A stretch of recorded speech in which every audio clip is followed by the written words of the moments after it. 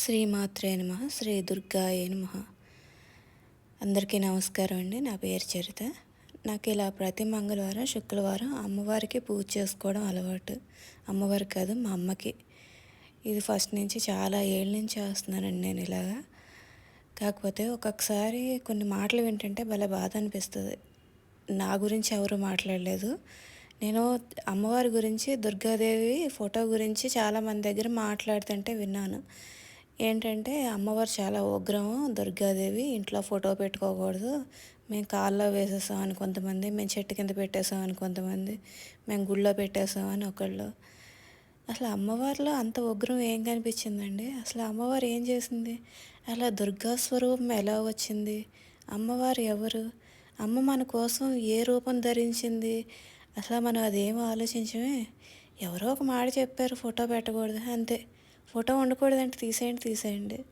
అసలు ఏం మాట్లాడతామండి? మనం ఆలోచనలు మనగా ఆలోచించే శక్తి అమ్మవారు మనకి ఇచ్చిందండి. భగవంతుడు మనకి ఇచ్చాడు. మన ఆలోచనలు మనం చేయకుండా పక్క వాళ్ళు ఏదో చెప్పారనగానే వెంటనే మన ఆలోచనలు మారిపోతాయి. ఏంటో అర్థం కాదు ఒక్కొక్కసారి నాకు అవుతాని.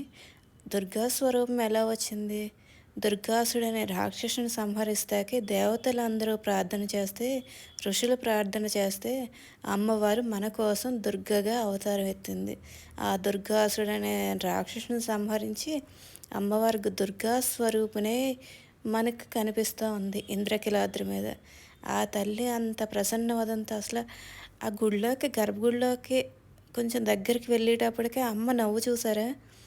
అసలు ఎంత చిరునవ్వు నవ్వుతుందో తల్లి, పొంగిపోయి నవ్వుతుంది. నా బిడ్డలు వచ్చారు అన్నట్టుగానే. అంత ఆ తల్లిని చూశాక కూడా అసలు ఆ ఆలోచన ఎలా వస్తాయండి? దుర్గాదేవి ఫోటో ఇంట్లో ఉండకూడదు, చేయకూడదని. అమ్మ మన కోసం ఎత్తిన రూపం అది. అంతేగాని మన కోసం కాకుండా అమ్మ ఉగ్రంగా ఎందుకుంటుంది?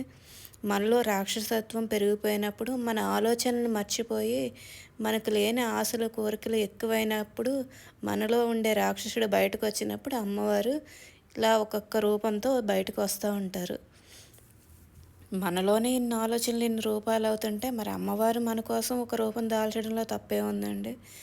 అంతేగాని దుర్గాదేవి ఫోటో ఉండకూడదని, దుర్గాదేవి ఇది ఉండకూడదని, అది చాలా చాలా పొరపాటు అండి. అస్సలు మన ఆలోచన భావన ఎక్కడికి పోతుందో నాకు అర్థం కావట్లేదు.